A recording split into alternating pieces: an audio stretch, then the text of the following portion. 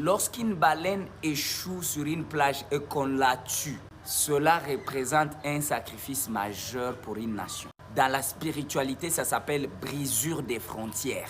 Les serviteurs qui sont dans la haute spiritualité, ils vont savoir de quoi je parle. Brisure des frontières. C'est un présage puissant et mauvais si la baleine meurt. Un poisson baleine échoué à la plage d'un pays est toujours envoyé par un dieu. Quel est le message que cette baleine qui a échoué au Congo central a porté pour le Congo Kinshasa? Je ne sais pas si vous le savez que la plage est la frontière entre la terre ferme et les eaux. Les eaux représentant le monde des esprits, c'est-à-dire l'inconscience, et la terre représentant le monde matériel, c'est-à-dire la conscience. Lorsqu'une baleine échoue sur une plage et ne réussit pas à rentrer, c'est-à-dire qu'il y aura les conflits majeurs entre le monde spirituel et le monde matériel. Dans tous les pays, il va y avoir une vague de contestation, de mouvements, de oui, de non, de pour et de contre pour les religieux. Et cela va entraîner la chute de la royauté parce que c'est les sacerdoces qui contrôlent la royauté. Et à Kinshasa, même dans des provinces, ça va être comme ça. À moins que nous n'intervenions avec d'autres qui savent ce secret, parce que Dieu m'a dit ce que nous devons faire réellement pour couper les mauvais présages qui risquent d'arriver si cet animal est mort. Le poisson, la baleine qui a échoué sur la plage, c'était un message fixe qu'on a amené au chef de l'État, au roi du Congo. Et il apparaît quel jour? Le premier du 7e mois. Vous savez le chiffre 7, c'est que ça représente et comment Dieu utilisait les prophètes au 7e mois et quelle date? Les premiers et après l'indépendance de 66 ans. Les grands cétacés sont considérés comme l'éponge qui absorbe les énergies négatives d'une nation.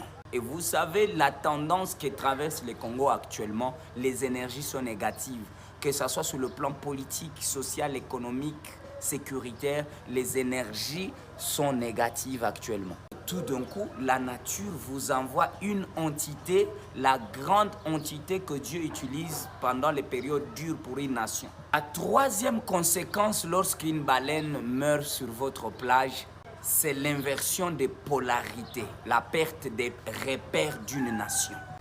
Alors qu'après cette 66e année, le Congo voulait entamer un nouveau départ. Voilà ce qui vient d'arriver. Ne prenez pas ça comme anodin. Et moi, je ne fais qu'envoyer le message. Si vous prenez ça au sérieux, tant mieux. La baleine navigue toujours grâce au champ magnétique terrestre. Alors, lorsqu'une baleine échoue sur une plage, cela représente automatiquement une perte des repères et des boussoles spirituelles d'une nation.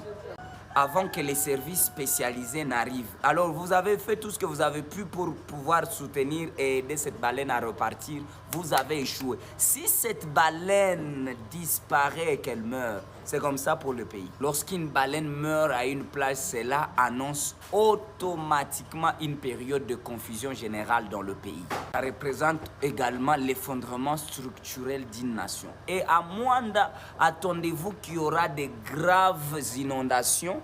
Attendez-vous qu'à Kinshasa, il y aura des pluies qui vont venir même dans la saison sèche et ça sera incontrôlable. Attendez-vous au pire dans cette nation si cet animal n'a pas survécu. À moins qu'on intervienne, j'insiste encore, à moins que je n'intervienne avec 12 autres serviteurs si le pays nous met en place cette possibilité de le faire.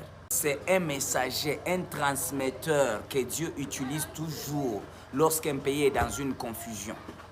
Donc la baleine que vous avez vue échouer à Mwanda, c'était un ange. Et les cieux doivent être mécontents. Voilà pourquoi les pays où une baleine échoue à leur plage, les milliardaires se mobilisent, les millionnaires se mobilisent, le médecin vétérinaire, de grands scientifiques pour libérer directement la baleine, même si elle est malade. Vous avez vu une baleine qui a échoué dans un pays là-bas. On a fait presque 2 semaines en train de soigner. On a mis des millions de dollars en jeu pour sauver cet animal. Ils savent.